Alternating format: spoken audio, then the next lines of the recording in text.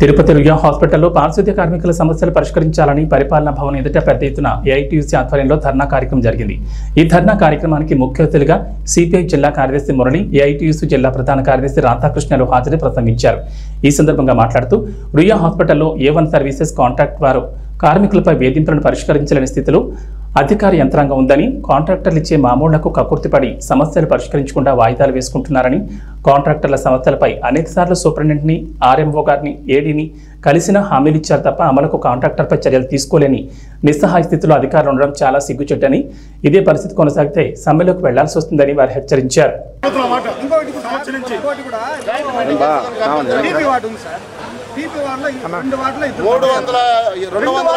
మంది పనిచేస్తుంటే 90 మంది దగ్గర చేయిస్తున్నారు.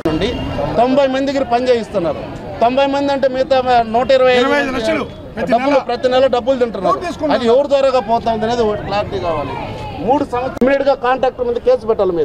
మీరు పెట్టాలి సార్ కేసు. మేము మీ దగ్గర ఇచ్చిన కాపీ ఆధారం తీసుకొని కోర్టుకి మళ్ళీ మాకు అగ్రిమెంట్ లేదు కాబట్టి ఇటు కాంట్రాక్ట్ మారిపోతుంది. సింపుల్ సార్, లేబర్ ఆఫీస్కి రాయండి.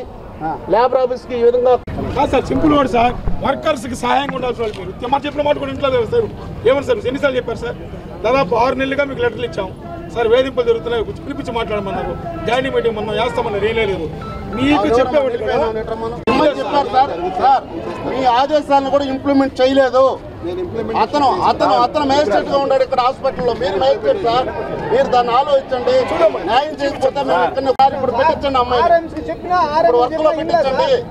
ఆర్ఎం గారు చెప్తే ఇండ్రు, సూపరింటెండెంట్ గారు చెప్తే ఇండ్రు. దీన్ని పెద్ద ఎత్తున ఈ పవన్ కళ్యాణ్ గారు, చంద్రబాబు నాయుడుకి, లోకేష్ గారు తెలియాలా ఈ హాస్పిటల్ దగ్గర అరాచకం. నేను కూడా చూసాను. అప్పుడు జేపీ అంత పెద్ద రాష్ట్ర వ్యాప్తంగా చంద్రబాబు టెండర్ ఇచ్చినా కానీ కాలు వాడివి ఓపెన్ గా నాయక్ సార్ దగ్గర నేను 3 లక్షల రూపాయలు అధికారులకు ఇచ్చేసినాను. మీరు చెప్తున్నారు సార్ 200 నేను ఏం చేయగలను చెప్పంటారా? వాళ్ళు సాటిస్ఫాక్టరీగా లేదు, వాళ్ళ పేమెంట్ ఆఫ్ చేయండి అని చెప్పగలను. ఆఫ్ చేశాను. 236 మంది 90 మంది పని చేసినా కూడా గమ్మున చూస్తాం. ఇప్పుడు సార్ మీరు ఇలా మాట్లాడుతున్నారు. లేదు ఇంతమంది బయలా ఉంది సార్.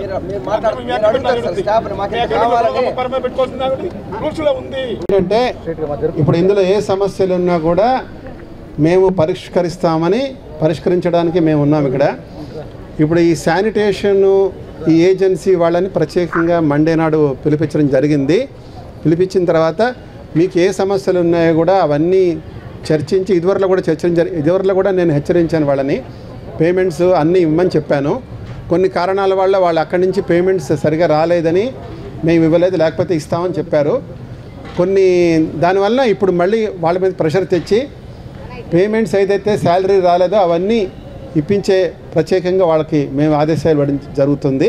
తర్వాత సుజాత విషయం కూడా మాకు దృష్టికి వచ్చింది, ఇదివరలో కూడా వచ్చింది. ప్రత్యేకంగా ఇందులో ఏదైనా ఆ అమ్మాయి ఎలిజిబిలిటీ ఉంది, లీవ్ ఉంటే లీవ్ శాంక్షన్ చేయిస్తాము, ఆ అమ్మాయిని కూడా విధుల్లోకి తీసుకుంటాం. అందులో ఏమాత్రం అనుమానం అక్కర్లేదు మీకు. సో ఆ విధంగా చెప్పడం జరిగింది. తర్వాత మీకు ఈ పిఎఫ్లు ఏం రాలేదన్నా కూడా తప్పకుండా అవన్నీ చూసి ఎందుకు రాలేదని గమనించేస్తాము.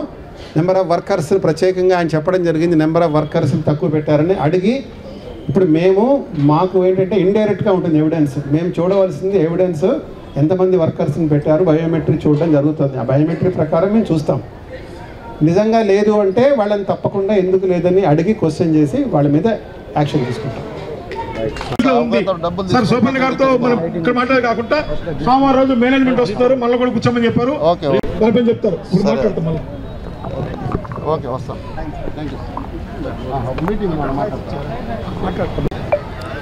రవి అయిపోయారు.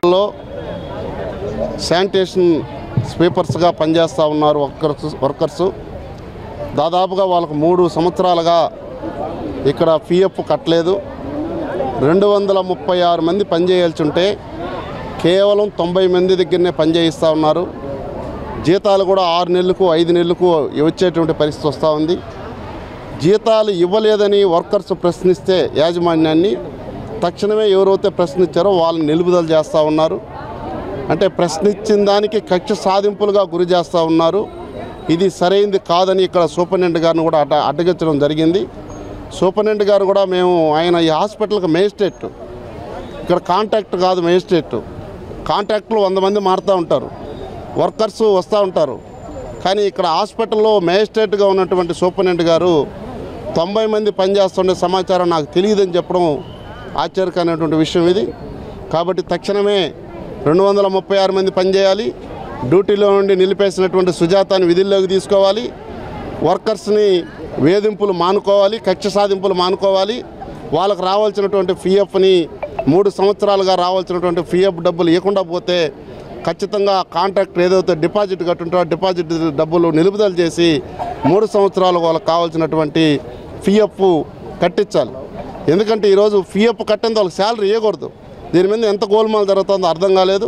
కాబట్టి దీనికి ఒక ప్రత్యేకమైనటువంటి కమిటీ వేసి ఇక్కడ స్థానికంగా ఉన్నటువంటి కలెక్టర్ గారు దీనిపైన జోక్యం చేసుకొని వాళ్ళకు న్యాయమైన డిమాండ్లు పరిష్కారం చేసి ఎవరైతే రొయా హాస్పిటల్లో అవినీతికి పాల్పడినారో వాళ్ళపైన ఇమ్మీడియట్గా యాక్షన్ తీసుకోవాలని చెప్పేసి ఏఐటీసీగా భారత కమ్యూనిస్ట్ పార్టీ సిపిఐగా డిమాండ్ చేస్తూ ఉన్నాం.